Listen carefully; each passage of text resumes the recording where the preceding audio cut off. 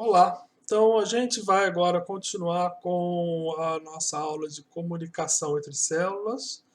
Eu sou o professor Ricardo Leão, do Departamento de Fisiologia da Faculdade de Medicina de Ribeirão Preto. Então, como eu disse, o nosso modelo de comunicação entre células é a sinapse. Então, vamos falar de neurotransmissão. Continuando o nosso assunto, hoje falaremos de potenciais pós-sinápticos, integração sináptica, plasticidade sináptica e sinapses elétricas. Então, vamos lembrar a sinapse, ela tem dois elementos, o elemento pré-sináptico, onde os neurotransmissores são sintetizados, estocados em vesículas sinápticas e liberados para a fenda sináptica por exocitose. E o elemento pós-sináptico, onde estão os receptores, esses transmissores, que vão fazer a transdução de sinal. Tá? Esse elemento pós-sináptico é a membrana pós-sináptica de neurônio, pode ser o dendrito soma, também pode ser uma célula muscular, uma célula neuroendócrina. A gente hoje vai falar mais de neurônio de uma forma geral. Então, só lembrando, a gente vai falar dessa região aqui, tá? Região pós-sináptica.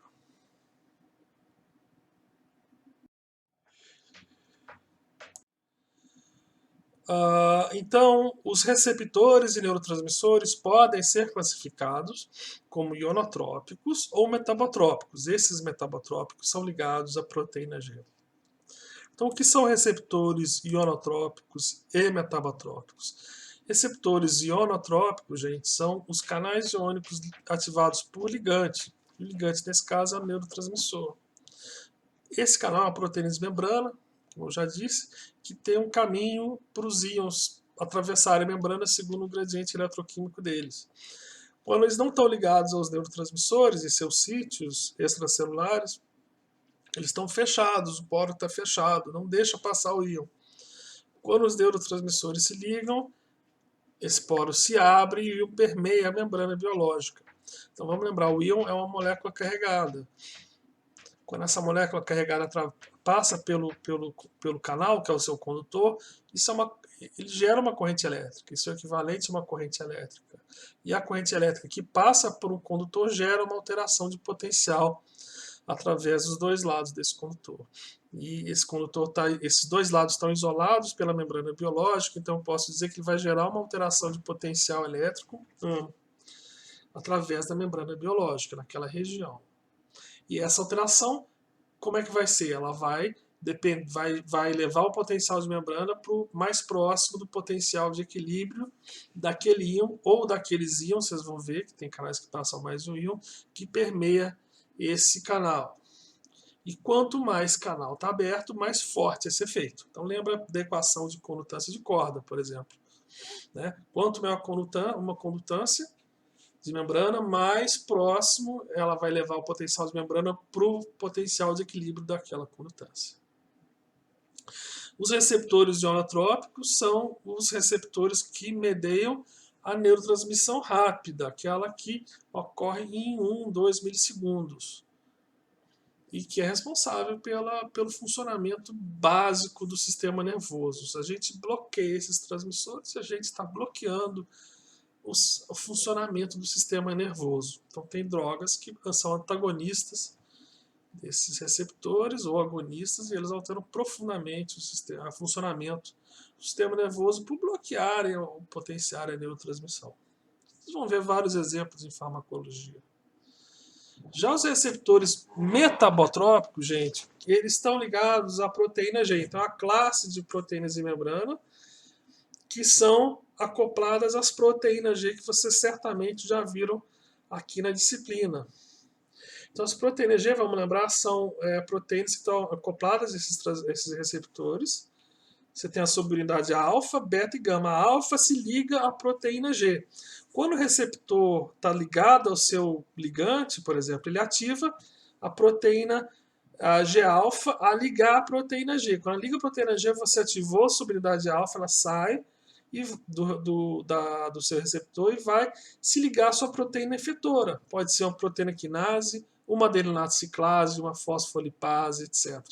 Tá? E ela vai, por exemplo, afetar canais iônicos de membrana, podendo abrir ou fechar esses canais e vão ter efeitos mais lentos, tá? Que vão durar segundos, etc.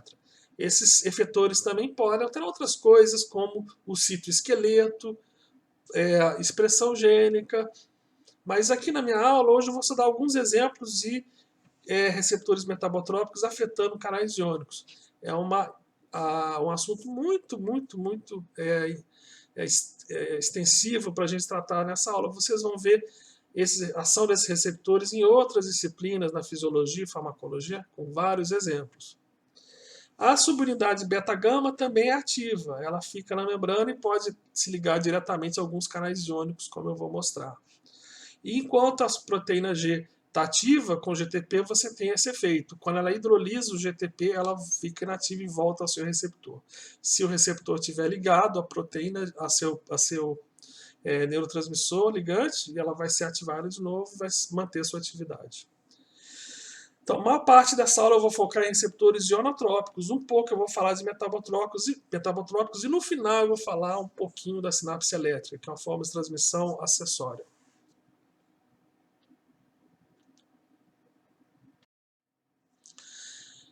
Vamos passar rapidamente na estrutura molecular dos receptores ionotrópicos.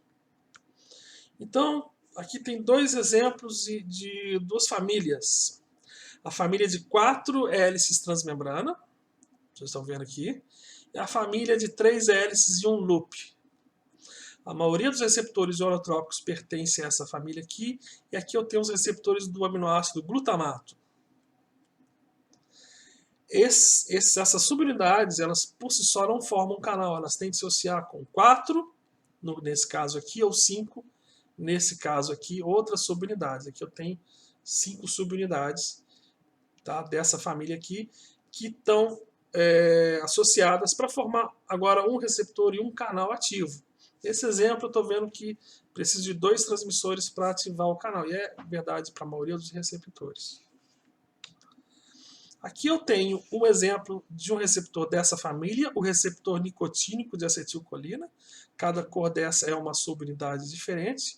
Vocês vão ver que tem diferentes subunidades. Aqui eu tenho a alfa, beta, gama e delta.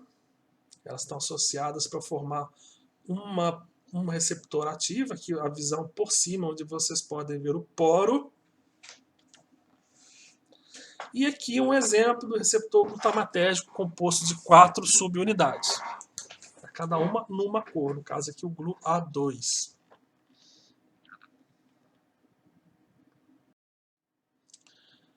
Como eu disse, esses receptores são canais iônicos.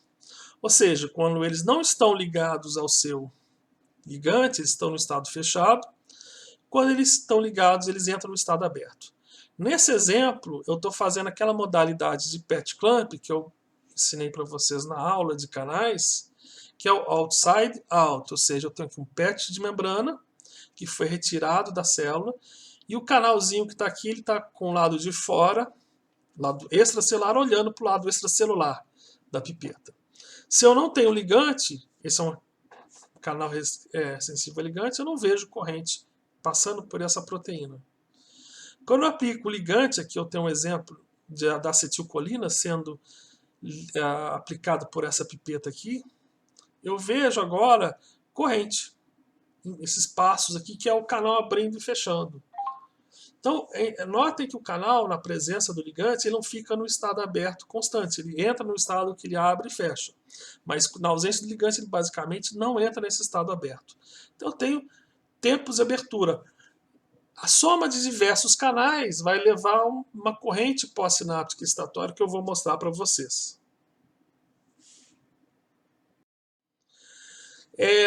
E lógico, sendo um canal iônico, eu posso medir a relação corrente e voltagem de um canal. Esse é um canal catiônico, que eu vou explicar, um canal que passa cátions. É um canal formado pelos receptores excitatórios, como de acetilcolina, glutamato e ATP.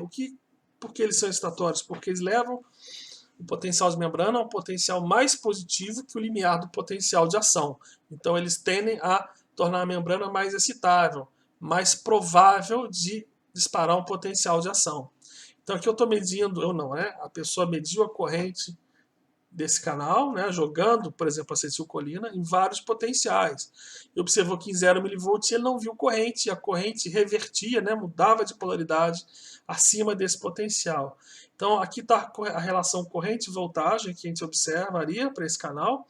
É linear, ou seja, é ômico, né, ela não é modulada por potencial, como os canais de sódio e potássio do potencial de ação, como vocês viram, tá?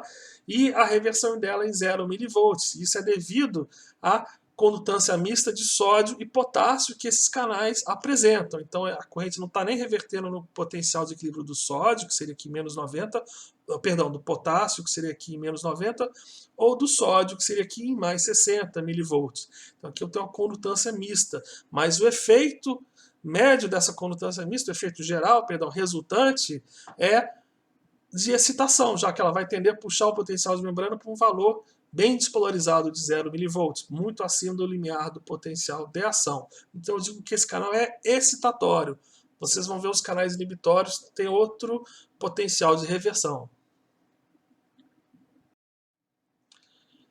Bom, vou falar aqui quais são os canais dos receptores.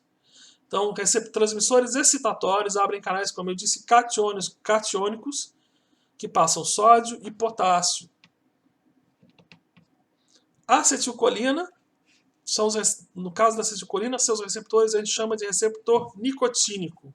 Essa é uma classificação que eu vou dar aqui, a farmacológica, baseada em agonistas desses canais, agonistas, que não são fisiológicos. Então, o receptor ionotrópico de acetilcolina, que a gente tem na junção neuromuscular, que é responsável pela contração do músculo, e tem também no sistema nervoso central, é o nicotínico. Esse nome realmente se deve à nicotina do cigarro, que é um agonista desse canal. Lógico, a pessoa que fuma não vai ter contração muscular, porque a quantidade de nicotina que chega lá no músculo é muito pequena, mas é o suficiente para chegar para ativar os canais do cérebro, tá? Os canais nicotínicos do cérebro, as sinapses nicotínicas, isso causa a adição à nicotina.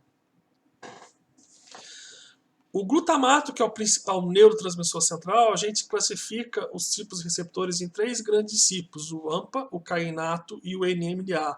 Esses nomes são de agonistas não fisiológicos. Os receptores AMPA e kainato a gente tende a classificar como uma coisa só, porque biofisicamente eles são muito parecidos e difíceis de distinguir. Mas vocês vão ver que o receptor NMDA é bem distinto. A corrente que passa por esses canais aqui é bem distinta da que passa por esses aqui, e o efeito fisiológico é bem distinto.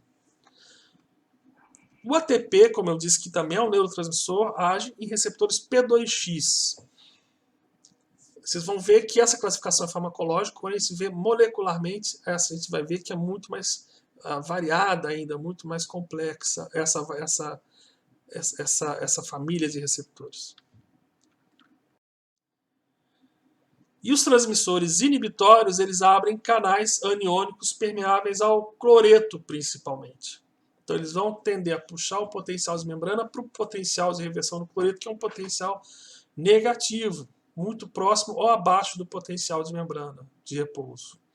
Então os dois principais são o do GABA, que são a família dos receptores GABA-A, que é uma família muito grande, e da glicina, que são os receptores glicinérgicos. Várias subunidades compõem os receptores ionotrópicos. Aqui nessa tabela você tem as subunidades de vários receptores ionotrópicos, mas vamos concentrar aqui nos de glutamato, GABA e acetilcolina. Então, como eu disse, os glutamatos são classificados em 3 grandes famílias, AMPA, NMDA e kainato, baseado em seus agonistas exógenos. E aqui estão as subunidades moleculares que conhecemos desses receptores. Então aqui do AMPA, 4 subunidades, 5 NMDA, 5 de kainato. Além disso, a gente tem splice alternativo que produz variedades flip-flop de receptores AMPA, por exemplo, que tem a significação funcional muito grande. Esses receptores, eles podem formar homotetrâmeros ou heterotetrâmeros, mas o mais comum é formar heterotetrâmeros, mas apenas entre as subunidades da mesma família. Os receptores nicotínicos da acetilcolina formam heteropentâmeros na maioria dos casos, que tem que ter pelo menos uma subunidade alfa e beta para serem funcionais, já que essas são as subunidades que se ligam à acetilcolina. Então veja que você tem 8 subunidades alfa, 4 betas, uma gama e uma delta. E a combinação dessas subunidades, como também a combinação dessas subunidades aqui, vão produzir receptores com características fisiológicas distintas. O receptor GABA é o que tem mais variedade. É um heteropentâmero que tem que ter pelo menos subunidades alfa e beta para ser funcional, já que são subunidades que se ligam ao GABA. E aqui as subunidades auxiliares, onde que nós temos aqui gama, delta, epsilon e rho. Dá para ver que a combinação aqui possível é muito grande, e realmente você tem uma grande variedade dessas combinações fisiológicas, não todas possíveis, mas uma grande variedade. E isso tem implicações fisiológicas e farmacológicas muito grandes, que a gente não vai conseguir entrar em detalhes aqui, mas vocês vão ver provavelmente na farmacologia. Vamos focar nos receptores de NMDA nesse slide. Eu tenho aqui, como eu disse, a gente tem os receptores AMPA e kainato, que a gente classifica também geralmente como não NMDA. Por quê? Porque as correntes, as características biofísicas desses canais são muito semelhantes.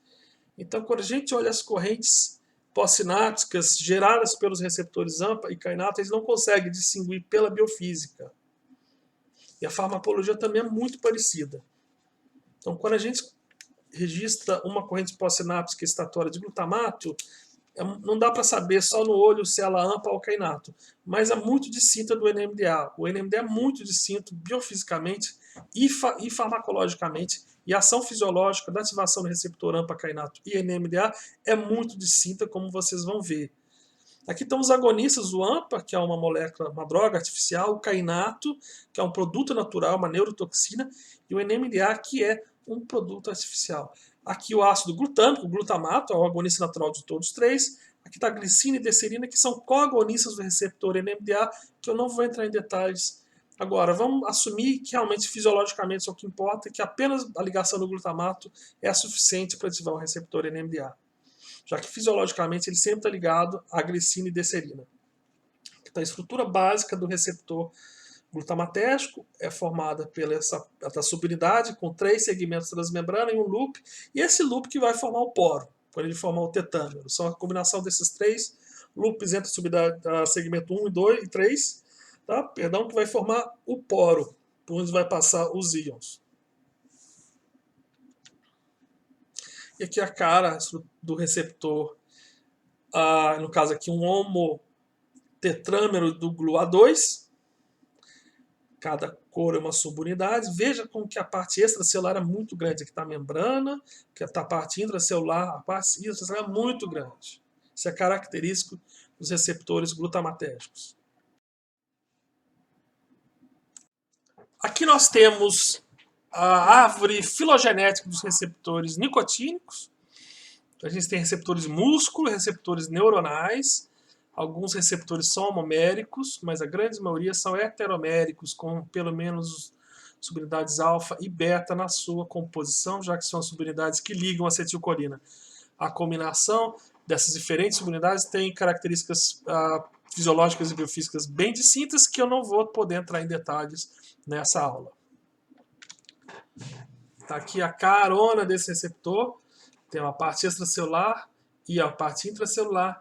Aqui a vista de cima, onde a gente pode ver o poro. Esse é o receptor cuja estrutura molecular a gente conhece melhor. Está aqui o jeitão do receptor GABAérgico, ele é o mais variado, tem que ter subunidade de alfa e beta na sua composição, e uma gama, ou delta, ou epsilon, para poder ser funcional, mas pelo menos a alfa e beta, que são as subunidades que ligam o GABA.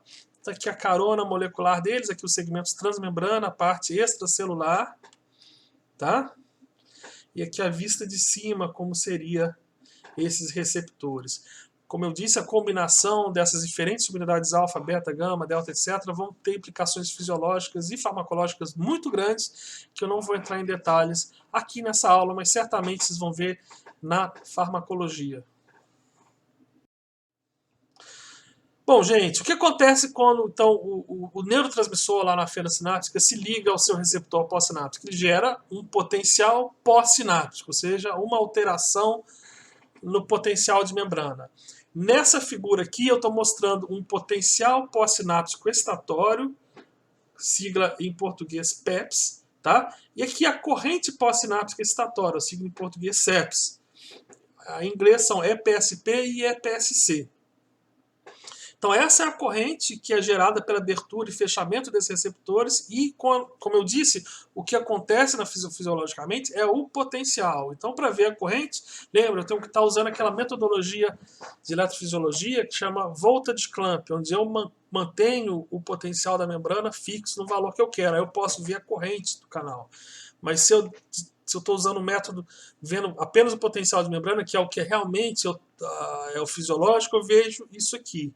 Então vocês vão notar que o potencial pós-sináptico ele segue a corrente pós-sináptica. Ele é mais lento, não vou ter tempo de explicar por que ele é mais lento, mas tem um motivo muito importante. Tá? Mas o que é importante, lembra? É uma corrente de entrada, que é, ou seja, uma entrada de cátions. Tá? Vão lembrar disso, uma corrente negativa é uma entrada de cátions, isso gera então uma despolarização.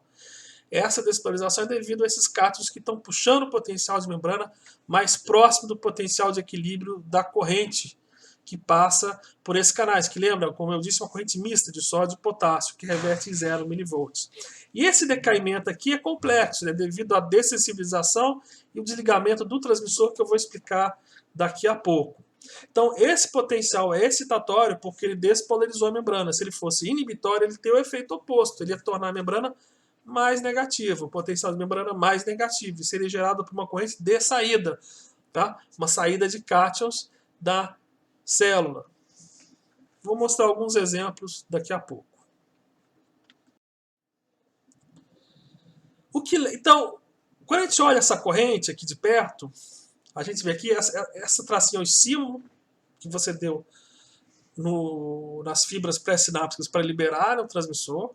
E eu tenho aqui uma queda rápida da corrente, ou seja, eu tenho uma entrada de íons muito rápida. Por que é isso? Porque eu tenho uma liberação síncrona de várias vesículas sinápticas. Então, várias vesículas sofrem exocitose ao mesmo tempo, liberam o transmissor e eles ativam seu receptor simultaneamente, seus receptores simultaneamente. Por isso que eu tenho essa corrente de ativação rápida. E eu tenho uma queda exponencial. Isso é mais complexo. Isso se deve a 3 fatores. Na verdade, 2 desses 3. A difusão do transmissor para fora da fenda. Tá? Lembra, ele é lançado por exocitose em altas concentrações, bem em cima da vesícula. Tá? A zona ativa era pré e pós-sináptica. Então, os receptores estão localizados bem embaixo da onde a vesícula sofre exocitose. Então, você tem um jorro de transmissor que eles chegam em alta concentração no seu receptor. Então, à medida que isso acontece, você tem a difusão desses transmissores e agora você tem a queda da concentração de transmissor na fenda e o desligamento deles nos seus receptores. Isso contribui para isso aqui. Mas, para aumentar isso, você tem remoção por transportadores gliais ou neuronais. Ou seja, à medida que eles se difundem, os transportadores e transmissores que tem na glia, principalmente nos astrócitos, que estão ao redor da sinapse, vão captar esses transmissores. Os neurônios pré-sinápticos também têm transportadores. E os pós também. E no caso da acetilcolina, a gente tem outra variável, que é a degradação enzimática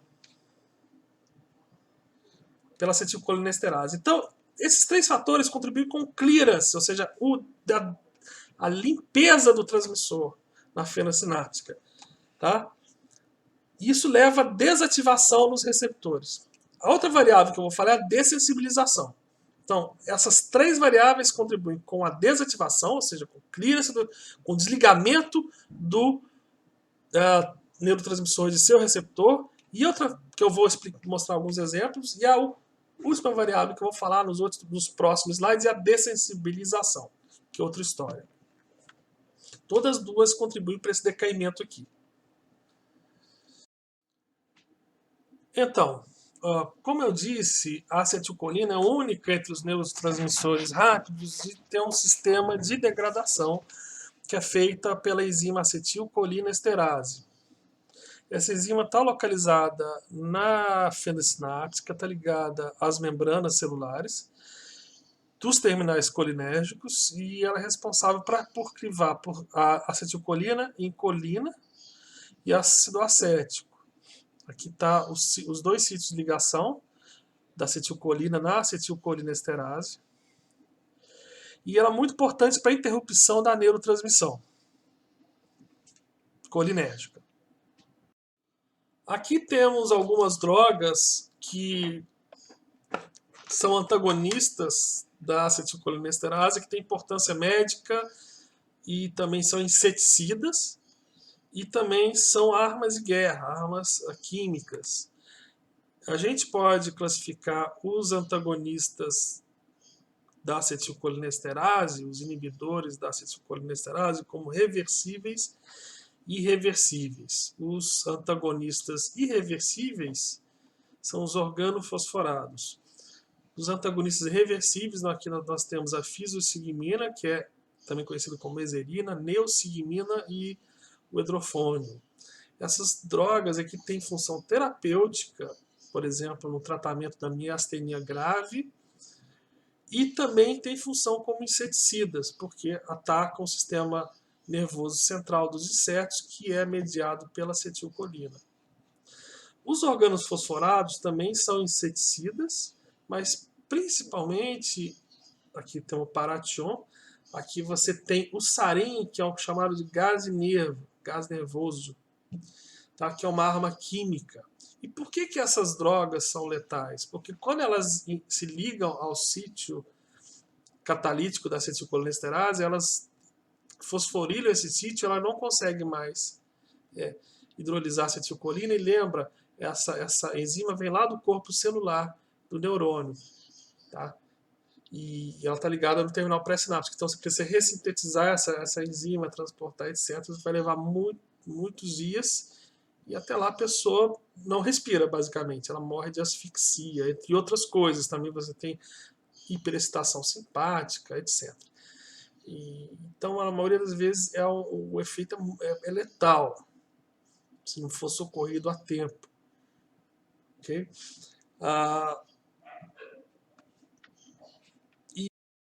E aqui a gente tem o efeito da inibição da acetilcolinesterase pela ezerina, aquele antagonista reversível. Então aqui nós temos potenciais de placa motora, potenciais pós-sinápticos de placa motora. Eles são simulados de tal forma para não gerar um potencial de ação. Não vou explicar como aqui. Tá? E aqui antes e depois da aplicação da ezerina. Então veja que houve uma potenciação do potencial de placa motora, ele ficou maior e mais prolongado. A mesma coisa aconteceu com os miniaturas, ficaram maiores e mais largos. Biologicamente, isso vai causar uma exacerbação da transmissão colinérgica. Na junção neuromuscular, você vai ter um músculo que vai se contrair por muito tempo e vai ter dificuldade de relaxar. Por isso que há uma parada respiratória, porque a pessoa inspira e não consegue mais expirar, vai ter dificuldade de expirar, vai acabar, pode morrer asfixiada. Tá? E também você vai ter uma excitação simpática grande devido ao sistema nervoso simpático, que é colinérgico, entre várias coisas. A colina, então, depois que a acetilcolinesterase criva acetilcolina em colina, ela é recaptada para dentro do neurônio por um transportador de colina dependente de sódio. Então, essa colina reentra o terminal, ela vai ser reusada para ressintetizar a acetilcolina, que vai ser transportada para a vesícula, e essa vesícula agora vai entrar no ciclo das vesículas colinérgicas. Já os outros transmissores, como glutamato, GABA e glicina, eles não têm enzimas degradadoras. Então, uma vez que eles caem aqui na fenda sináptica, eles se ligam aos seus receptores, eles só vão ser limpos da fenda por difusão. Mas você tem transportadores astrocíticos, principalmente, que vão recaptar esse glutamato. Esses transportadores também são dependentes de sódio, como os de colina, ou seja, fazem transporte ativo secundário do transmissor. Isso vale para o GABA também. E no caso do glutamato, ele dentro do astrócito, ele é convertido em glutamina, que sai para um transportador específico e reentra o neurônio, agora o terminal sináptico, para ser reusado. Essa glutamina vai virar glutamato, e esse glutamato vai entrar na vesícula e vai ser usado novamente. Então você tem um ciclo aqui desse transmissor.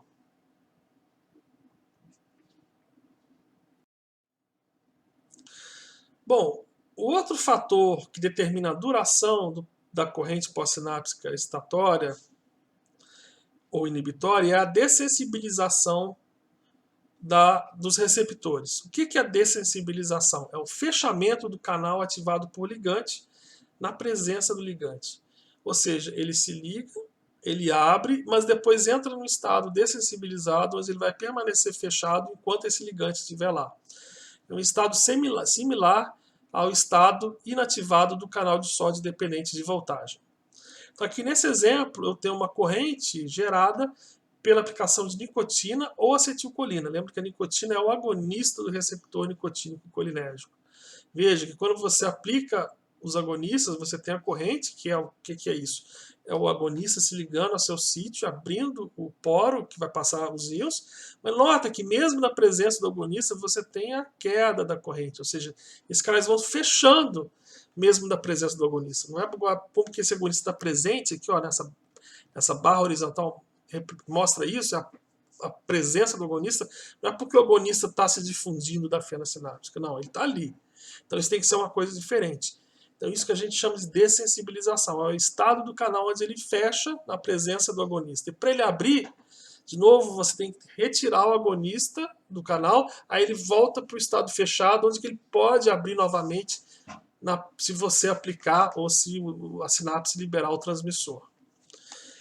É o que a gente está vendo aqui. Você aplicou nicotina ou acetilcolina, houve a dessensibilização do receptor, a gente está vendo aqui pela queda da corrente, aí parou de aplicar.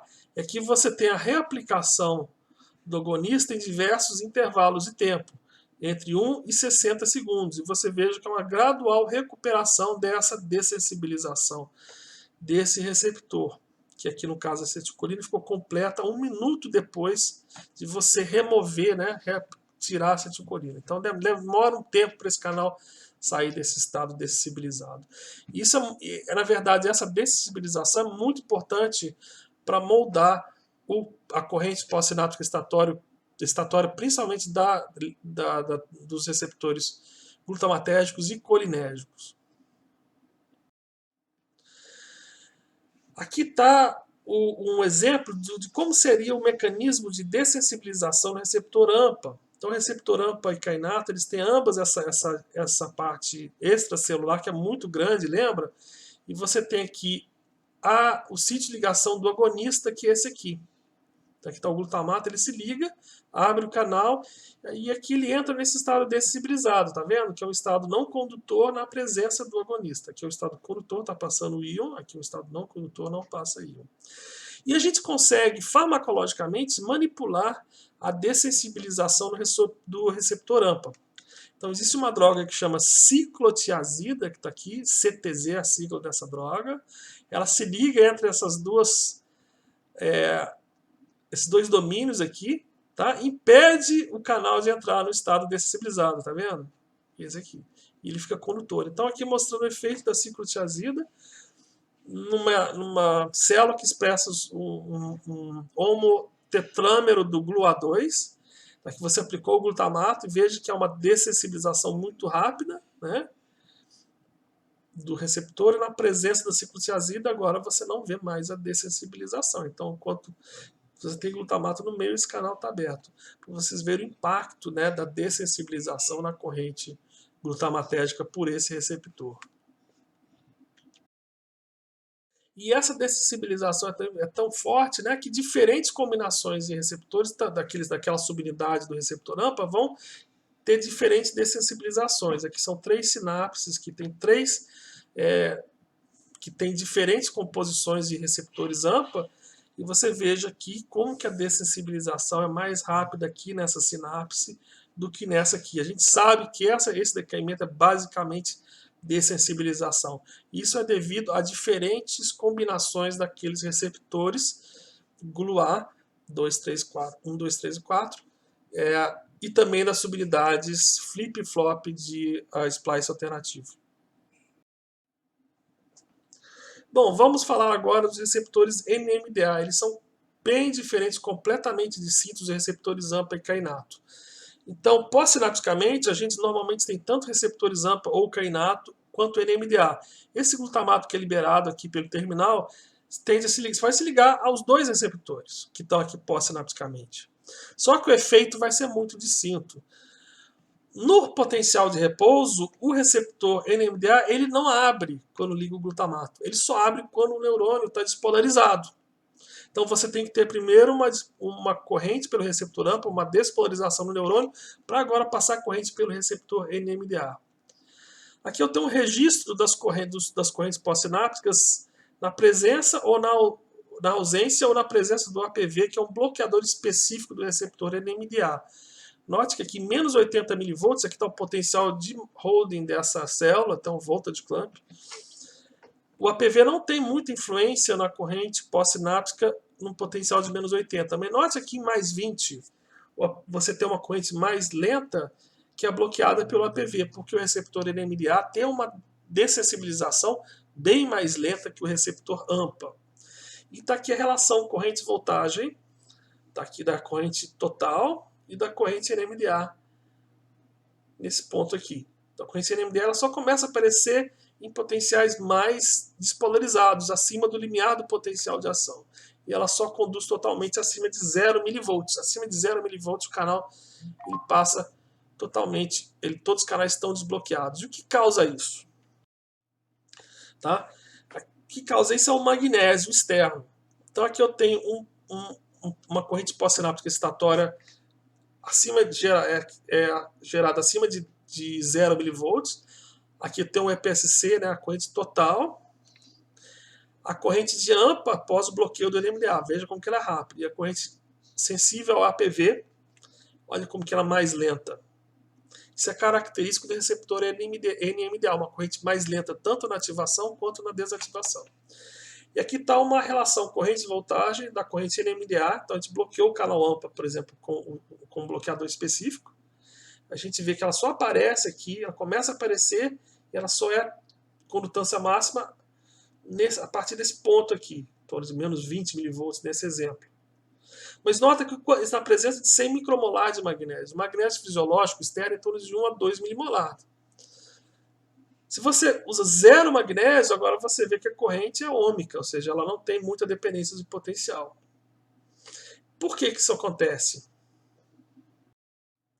Porque o magnésio ele funciona como um bloqueador. Então aqui eu tenho um receptor não NMDA, AMPA ou kainato, fechado, e aqui é aberto na presença do glutamato. Eu tenho um fluxo de sódio e potássio normal, em qualquer potencial. Agora, o NMDA, em potenciais negativos, o magnésio ele tende a entrar e ficar aqui no poro. Ele tampa. É como se fosse uma bola de ping-pong tentando entrar por um funil. Ela não consegue entrar no funil e impede que os outros íons passem. Como a bola de ping-pong vai impedir que a água atravesse o funil, porque a própria pressão da água vai fazer pressão sobre a bola de ping-pong que vai fechar o funil. Agora, quando você despolariza o neurônio, o potássio vai ter mais força eletromotriz, ou seja, lembra que o potencial de equilíbrio do potássio é bem negativo. Eu tenho dois íons que passam por esse canal sódio e potássio. O que acontece quando eu vou chegando próximo de 0 mV? Eu vou chegando, a força eletromotriz do sódio vai diminuindo, e do cálcio também, e o do potássio aumenta. Esse potássio agora tem força para tirar esse magnésio daqui. É como se eu aplicasse no funil pressão do lado de dentro, pelo caninho do funil, e tirasse aquela bolinha de ping-pong. Então esse potássio agora joga o magnésio para fora. Mas lembra, eu ainda tenho força eletromotriz para o sódio, ele entra. Então por isso que o NMDA não conduz bem a potenciais no repouso. O neurônio tem que estar bem despolarizado para passar corrente. E por que isso é importante? Na verdade, é importante isso tudo é que o receptor NMDA também passa cálcio. E esse cálcio é um sinalizador. É um sinalizador de coincidência. Ele quer dizer o seguinte, olha, esse neurônio, ele disparou potenciais de ação, ele foi despolarizado, no caso pelos receptores AMPA. Então esse cálcio agora vai dizer que a neurotransmissão é eficiente e vai causar alterações na resposta pós-sináptica que eu vou mostrar para vocês daqui a pouco. Então aqui de novo essa relação IV do receptor NMDA na presença de magnésio fisiológico, aqui 1,2 milimolar, e na ausência do magnésio. E aqui a relação IV do receptor AMPA. Vocês verem como que é linear. Então o que causa esse efeito aqui é o magnésio externo no receptor NMDA. Então eu já volto mais tarde no receptor NMDA para mostrar por que ele é importante. Mas vamos falar agora das sinapses inibitórias também, porque nós temos esses dois tipos de receptores, inibitórios e excitatórios. Então, transmissores excitatórios eles vão se ligar em canais catiônicos, que passam sódio e potássio, como eu disse, e tem uma reversão da corrente próxima de 0 mV. Os receptores inibitórios passam basicamente cloreto, um pouco de bicarbonato, mas o que manda mais no potencial de reversão é o cloreto. Eles têm um potencial de reversão em torno do potencial de reversão do cloreto, que é, vamos supor, geralmente menos 80 mV, mas vocês vão ver que varia. Então nessa célula aqui, eu tenho aqui relação corrente, voltagem, dos receptores catiônicos excitatórios e aniônicos inibitórios. Essa linha tracejada é o potencial de repouso. Então nota que se eu abrir um canal excitatório catiônico, eu vou ter uma corrente negativa, que eu estou vendo aqui, ó. Eu tenho uma corrente de influxo, que é influxo de cátions. Então eu vou despolarizar a membrana, ela vai ficar mais próxima do potencial de reversão de 0 mV. E esse neurônio vai ter mais chance de disparar um potencial de ação. Se eu abrir um canal inibitório, por exemplo, se eu estiver liberando GABA, eu vou gerar uma corrente de efluxo, que está mostrado aqui, ó. Essa corrente vai puxar o potencial de membrana para mais próximo desse valor aqui. Então vai tirar do limiar do potencial de ação. Vai ficar mais longe do limiar do potencial de ação. Então, sinapses excitatórias levam o potencial de membrana para mais próximo de 0 mV, despolarizam, vão tornar esse neurônio mais provável de disparar um potencial de ação. E sinapses inibitórias estabilizam o potencial de uma membrana próximo do repouso ou do equilíbrio do potássio. Aqui é um registro de correntes espontâneas em um neurônio, para vocês verem, mantiver menos 30 mV, que é o potencial onde eu vou ter claramente uma corrente GABAérgica de efluxo e glutamatérgica de influxo. Então você veja que o mesmo neurônio recebe ambas sinapses excitatórias e inibitórias. Isso é uma regra para a grande maioria dos neurônios centrais. Você recebe sinapses inibitórias e excitatórias. Como eu sei porque é GABA ou glutamato, por farmacologia. Se eu coloco o antagonista do receptor GABA, isso aqui some, isso aqui continua. Se eu coloco o antagonista do receptor AMPA, esses caras aqui somem e esses aqui continuam. Porém, o estado inibitório do GABA ou da glicina depende do gradiente de cloreto.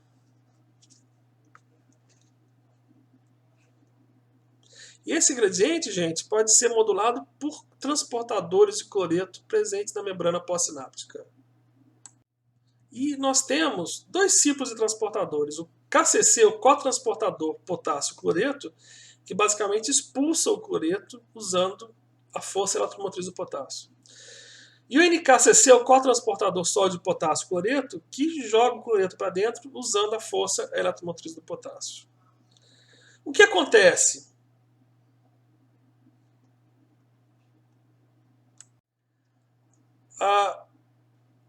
Neurônios expressam esses transportadores na sua membrana celular. Normalmente, o GABA e a glicina são aminoácidos inibitórios, ou seja, eu tenho uma maior expressão dos KCCs. bombas que jogam o cloreto para fora. E alguns neurônios expressam mais o NKCC que jogam o cloreto para dentro. Principalmente neurônios de neonatos, de ratos neonatos e provavelmente de seres humanos, de feto de seres humanos. A gente não sabe exatamente o que acontece no ser humano, mas no rato, no roedor, no rato camundongo, os neonatos expressam muito dessa enzima em relação a essa aqui. Então, nos ratos neonatos, você tem uma alta concentração de cloreto interna, mais do que deveria ser, né? E o cloreto vai ter um potencial de reversão muitas vezes mais positivo que o limiar do potencial de ação, que vai contribuir como uma excitação desse neurônio. Então, em neurônios imaturos, devido a isso, você tem a expressão menor expressão dos KCC, você tem alto cloreto e um gradiente menor e uma reversão do cloreto mais positiva que o potencial de membrana, e eles são muitas vezes excitatórios. Fisiologicamente, existem algumas regiões que isso acontece e patologicamente isso pode ter esse desbalanço nos transportadores e você pode ter uma situação onde o GABA vai ser excitatório e existem casos de epilepsias que são geradas por isso. Mas na grande maioria dos neurônios você tem um predomínio dos KCCs que expulsam o cloreto e faz agora que o cloreto entre na célula quando você abrir um canal para cloreto, ou seja, vai hiperpolarizar a membrana.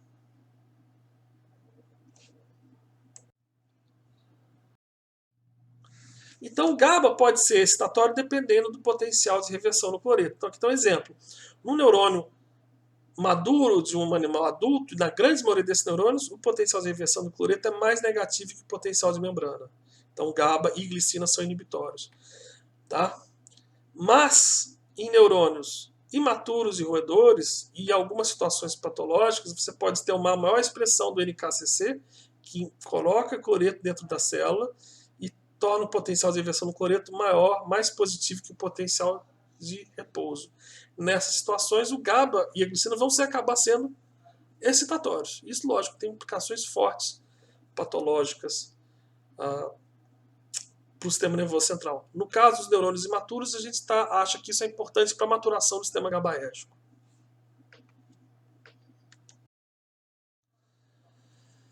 Bom, gente, então vamos falar rapidamente dos receptores metabotrópicos. Nesta tabela, a gente tem as subunidades conhecidas dos receptores metabotrópicos. Notem aqui que glutamato, GABA e acetilcolina também há de receptores metabotrópicos. Os receptores de acetilcolina metabotrópicos são chamados de muscarínicos, devido ao seu agonista, que é a muscarina. Nota que o ATP age via receptores P2, tanto por adenosina, que é o A, e ATP, que é o P. Então, os P2 são de adenosina, de ATP, perdão, e os A de adenosina. Que norepinefrina, histamina, serotonina e dopamina só agem, basicamente, via receptores metabotrópicos, exceto a serotonina, que tem um receptor ionotrópico. Tá?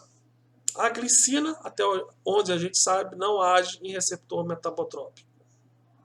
Não vou entrar em detalhes dessa variedade, principalmente do glutamato, mas isso tem grandes implicações. Elas agem, como eu disse, via proteína G e, por exemplo, o glutamato, dependendo dessa classe, pode agir em diferentes tipos de proteína G.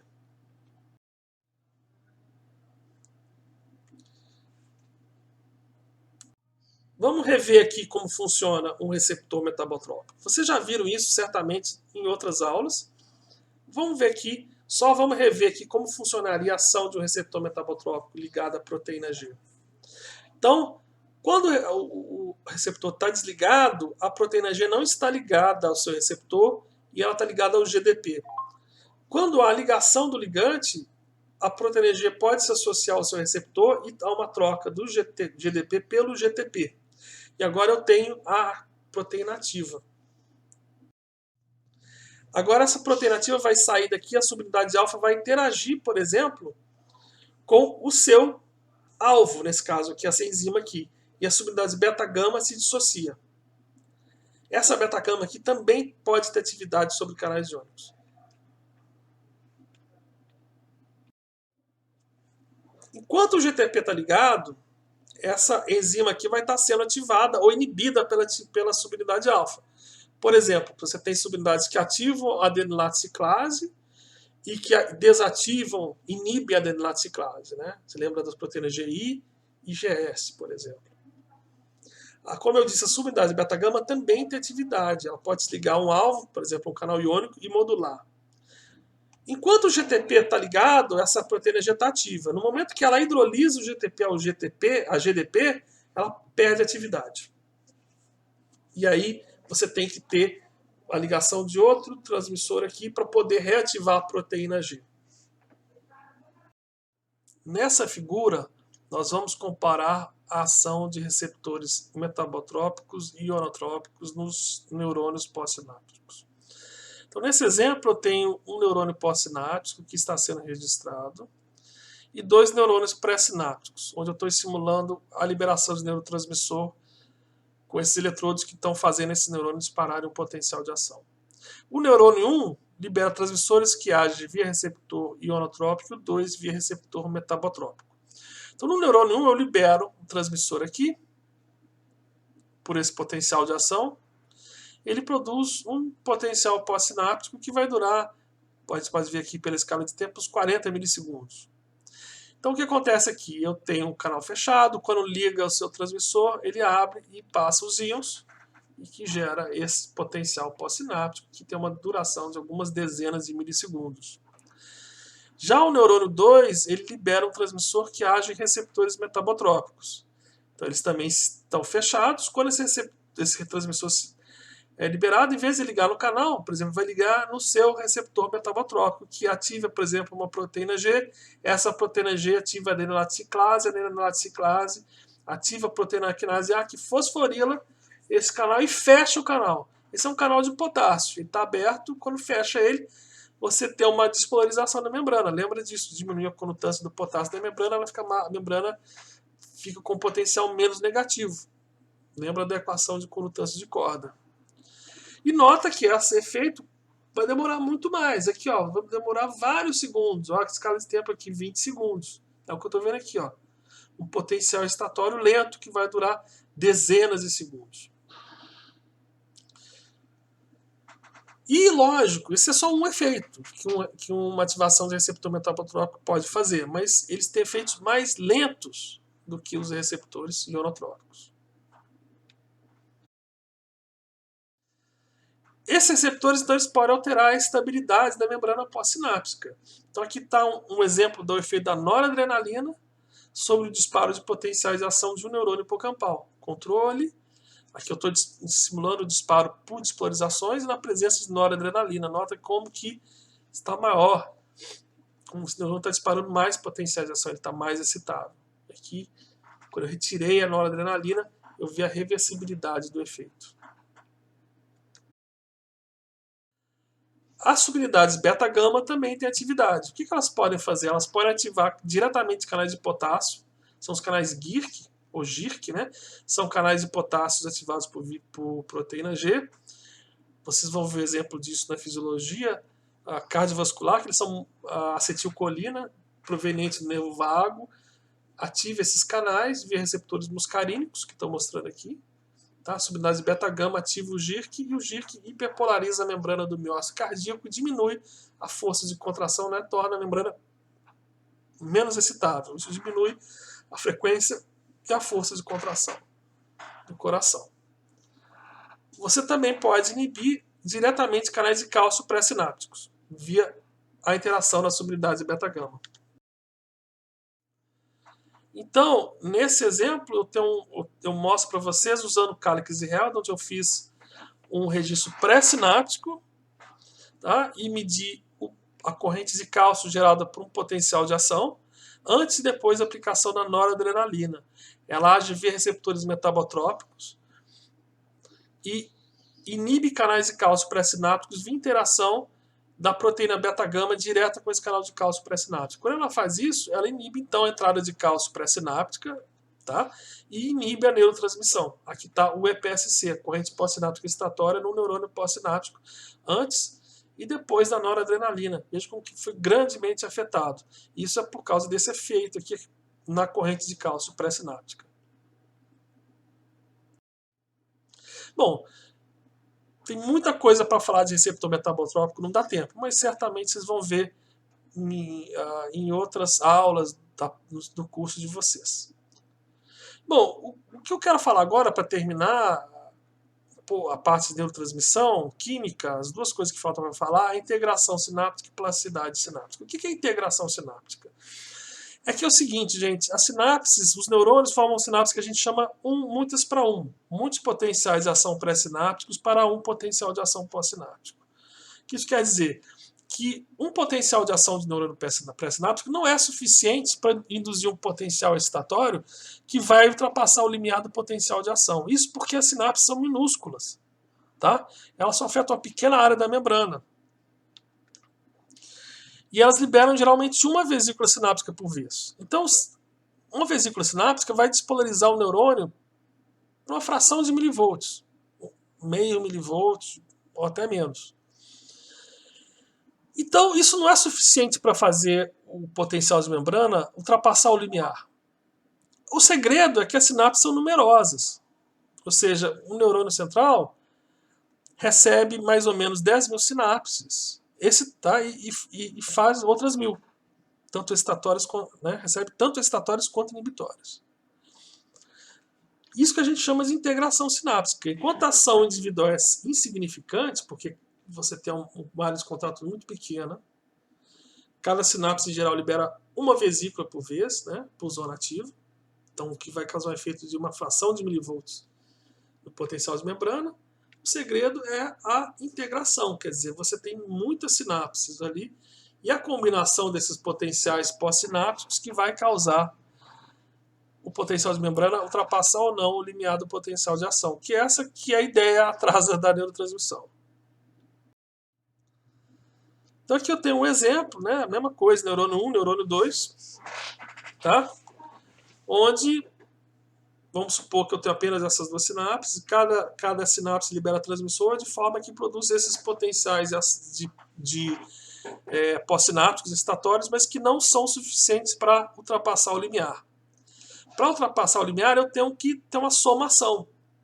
Então, eu tenho que disparar potenciais de ação que são, por exemplo, nesse exemplo aqui, neurônio 1, ele disparou dois potenciais de ação muito próximos uns dos outros, e lembra que o potencial pós-sináptico excitatório é bem mais longo que o potencial de ação. O potencial de ação tem 1 milissegundo, 2 de duração, e os potenciais pós-sinápticos excitatórios 20, 40 milissegundos. Então, eu posso disparar dois potenciais de ação num intervalo bem curto, e os potenciais pós-sinápticos se somarem.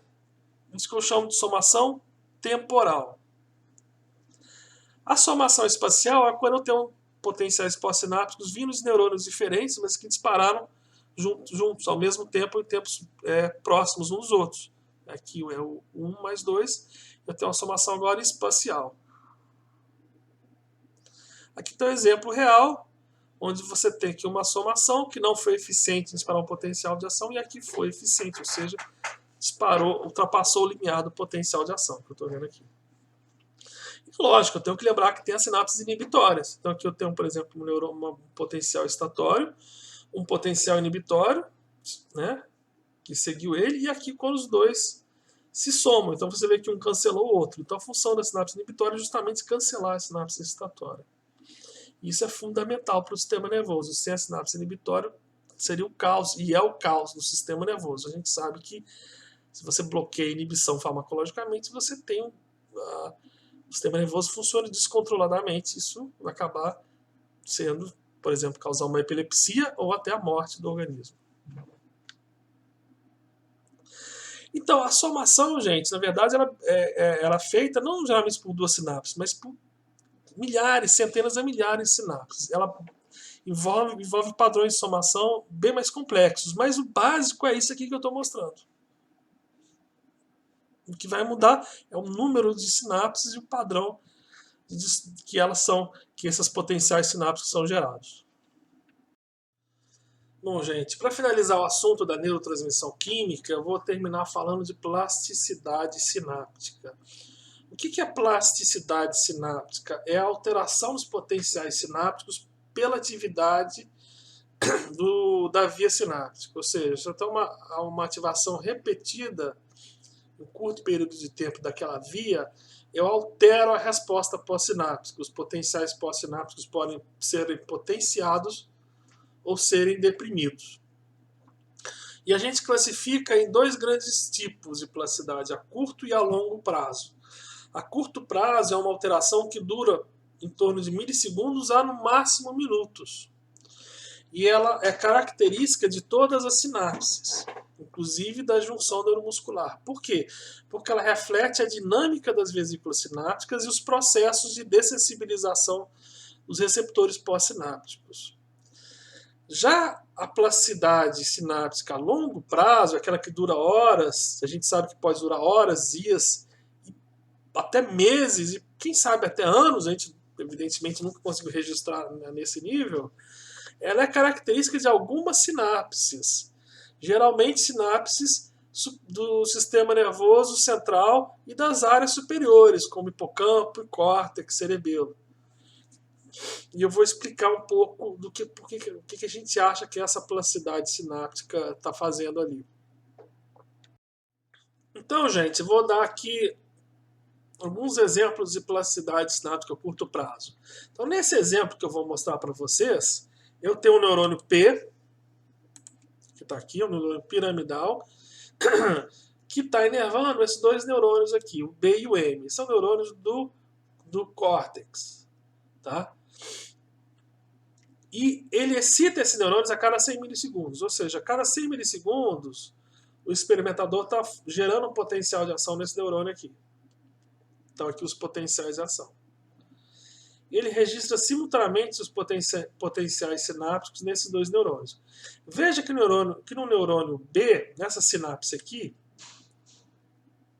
eu tenho um aumento do potencial pós-sináptico com a estimulação. Ou seja, eu tenho uma facilitação. Na sinapse entre o neurônio P e o neurônio M, eu tenho uma diminuição do potencial sináptico com a estimulação. Eu tenho uma depressão. E por que esse é um fenômeno de curto prazo? Porque se eu interrompo esse padrão de estimulação, espero alguns segundos, os potenciais pós-sinápticos voltam para o seu nível normal. Ou seja, essa alteração não dura muito tempo. E o que pode causar isso aqui? A depressão pode ser causada pela depressão do pool liberável de vesículas, ou seja, você estimula mais rápido do que esse pool consegue ser reciclado, ou a dessensibilização dos receptores, ou ambos. Já os processos de facilitação ou de potenciação pós-tetânica, que é um pouco mais uma potenciação mais forte do que a facilitação e mais duradoura, ela geralmente é causada pelo acúmulo de cálcio no terminal, que aumenta de várias maneiras a potenciação da liberação de transmissores. Mas, como eu disse, esses são fenômenos que não duram muito tempo, no máximo alguns minutos, no caso da potenciação pós-tetânica. Já a plasticidade sináptica a longo prazo, a gente imagina que tem a ver com mecanismos de memória sináptica, ou seja, ela se adapta à intensidade que essa sinapse é recrutada. Então, um fenômeno que foi primeiro, tem vários tipos de plasticidade sináptica a longo prazo, e eu não vou dar só uma pequena ideia para vocês do que isso é, do que esse assunto é. Ela foi primeiro descoberta no hipocampo, essa região do sistema límbico, que está envolvida em memória e aprendizado, tanto em animais quanto em humanos. Eu não vou entrar em detalhes aqui na estrutura do hipocampo nesse momento, mas vocês vão aprender isso. Tá? Tá aqui uma fatia de hipocampo com as 3 sinapses principais, depois vocês vão preocupar com isso. Todas essas 3 sinapses principais apresentam plasticidade sináptica a longo prazo. O fenômeno mais estudado é a potenciação a longo prazo, LTP, da sigla em inglês, que dura horas ou dias, se você registrar no animal vivo. Característica, por exemplo, do hipocampo, a gente imagina que está associado a processo de formação de memória, tem várias evidências a favor, e a gente chama ela de associativa, porque ela depende da despolarização simultânea do terminal pré e do pós, ou seja, você tem que ter potenciais de ação muito próximos um do outro. O potencial pré tem que ser eficiente em simular o disparo de potencial de ação no neurônio pós-sináptico. E aqui eu tenho os potenciais pós-sinápticos antes e depois da simulação do LTP. Como você simula com um estímulo forte dessa via aqui, que a gente chama de tétano. Por exemplo, 100 estímulos por segundo por 3 segundos, por exemplo. Quando você faz isso, você vê que aqui eu tenho a linha de base, né, que é essa amplitude aqui a gente chama de inclinação, mas não preocupa com isso não, tá? Que está lá constante. Você simula uma vez a cada 30 segundos. Você vê que essa amplitude aqui não muda. Depois do tétano, eu vejo que ela potenciou. E ela ficou por pelo menos 90 minutos depois do tétano. Então, diferente da plasticidade a curto prazo, ela foi duradoura. Está aqui o potencial depois da indução da LTP. E ela depende da entrada de cálcio pelo receptor NMDA. Se eu bloqueio o receptor NMDA, eu não tenho aquela LTP hipocampal que eu mostrei para vocês. Por quê? Porque o receptor NMDA ele só é ativado quando o neurônio pós-sináptico está despolarizado. Então, se a sinapse não estiver sendo estimulada fortemente para causar um grande disparo de potenciais de ação pós-sinápticos, esse receptor NMDA vai estar sempre bloqueado pelo magnésio. Mas se ela é estimulada muito forte e o receptor AMPA vai induzir vários potenciais de ação que vão manter o neurônio pós-sináptico despolarizado por um certo tempo, eu consigo retirar o bloqueio do magnésio e o cálcio entra pelo receptor NMDA, e esse cálcio que vai induzir as alterações moleculares responsáveis pela LTP. E quais são os mecanismos da LTP? Eu vou dar os mecanismos básicos da LTP hipocampal. Primeiro, o aumento da conduktância do receptor AMPA pela fosforilação pela calcio-calmodulina quinase 2. Ou seja, esse calcio fosforila se liga à proteína calmodulina, imagino que vocês já ouviram falar dela. Ela ativa a proteína quinase dependente de calcio-calmodulina, é a quinase 2. Ela fosforila o receptor AMPA, que aumenta a condutividade iônica desse receptor. Ou seja, passa mais íons e potencia a despolarização. Esse cálcio também leva à incorporação de novos receptores AMPA em sinapses já existentes, então aumenta a condutância sináptica, além de incorporar receptores AMPA em sinapses silenciosas, aquelas sinapses que só tem receptor NMDA, ou seja, aumenta sinapses funcionais. Esses são os mecanismos básicos da LTP hipocampal. A história é muito mais complexa, também, mas não vou entrar em detalhes. Para manter aquela potenciação por mais de uma hora, a gente sabe que, por exemplo, precisa de síntese de proteína, que vão estabilizar essas novas sinapses. Já se eu dou um trem de estímulo muito fraco, por exemplo, 1 Hz por 90 minutos, eu posso reduzir o oposto, o LTD, a depressão a longo prazo. Tá? E por que isso é importante? A gente imagina que para tirar sinapses, enfraquecer sinapses que são pouco ativadas ou reverter a LTP naquelas sinapses, já que se você tiver só potenciação, vai chegar um momento que você satura o sistema. E os mecanismos da LTD geralmente são o oposto da LTP. O que interessante é que ela também depende de receptor NMDA, só que a diferença é que na LTP você tem um aumento muito grande do cálcio, uma ativação muito forte do receptor NMDA e aumento muito grande do cálcio. E na LTD, uma ativação fraca do receptor NMDA e um aumento menor do cálcio. Essa diferença do aumento do cálcio que gera diferentes ações que eu não vou entrar em detalhes aqui. Bom, LTP, memória, é muito excitante, mas eu não vou conseguir falar muito mais desse assunto, porque também tem implicações biológicas sobre isso. Importante para a gente formar nossas memórias? Sim, tem grandes evidências, mas a história é muito mais complexa. Bom, para finalizar, eu só quero falar da sinapse elétrica, que é uma sinapse que é independente do transmissor. Ela não é a principal sinapse do sistema nervoso central, mas ela existe. Tá? E ela é formada pelas gap junctions. Então vocês vão ver que no coração, a transmissão do potencial de ação cardíaco se dá exclusivamente no tecido cardíaco por gap junction. Tá? Não há um neurotransmissor nas células do miócito que vão gerar potenciais de ação.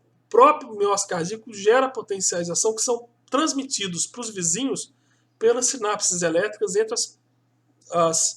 os miócitos cardíacos. Então vocês vão ver isso na fisiologia. Mas os neurônios também podem se conectar por gap junction. E o que é gap junction? É formada pelas conexinas. São essas proteínas que formam canais iônicos, tá? E você tem conexinas de um lado e conexina de outro. Elas se agrupam e vai formar agora um canal, tá? Aqui está o exemplo de duas sinapses elétricas entre dois neurônios. A gente pode ver aqui as gap junctions, essa parte eletrodensa aqui do contato.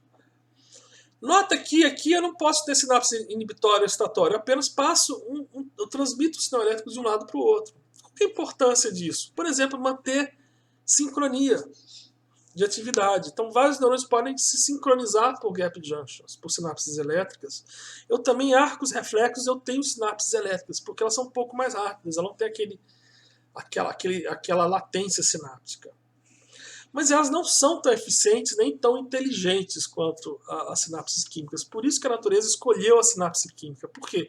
Porque ela permite você ter uma ação excitatória e inibitória, tá? Ela permite uma modulação, uma velocidade muito maior que a sinapse elétrica e ela é muito mais potente em alterar o potencial de membrana. Tá? Os transmissores conseguem aumentar a condutividade da membrana muito mais que as gap junctions. Aqui eu tenho as conexinas, que formam as gap junctions. Elas formam um pentâmero, tá? Que vão formar o M-canal. Esse M-canal vai se juntar com o M-canal da outra célula e vou formar agora o canal da conexina. Aqui eu tenho o exemplo da conectividade entre células vivas com conexinas. Então aqui eu tenho uma célula e você injetou um corante fluorescente e esse corante consegue passar pela gap junction. Porque a gap junction, gente, eu esqueci de falar, ela não passa apenas íons. Ela pode passar algumas moléculas como glicose. Então glicose e ATP conseguem passar pela gap junction também.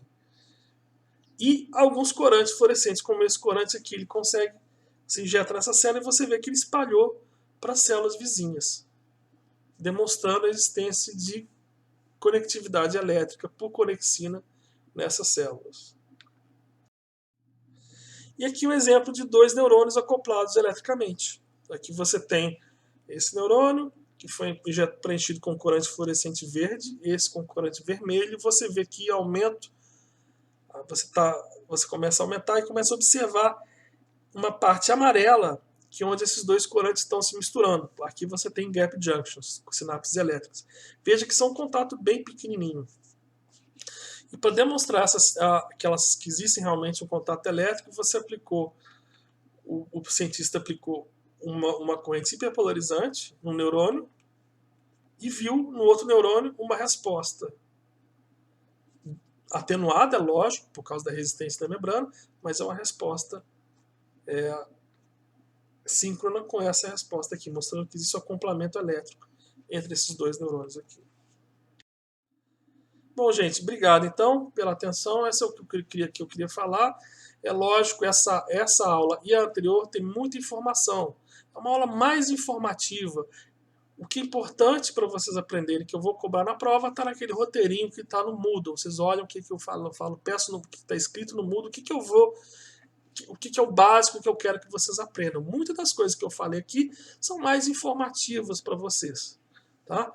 Então, é isso que eu tenho para falar aqui. Eu estou à disposição para qualquer dúvida que vocês tiverem pelo meu e-mail. Muito obrigado.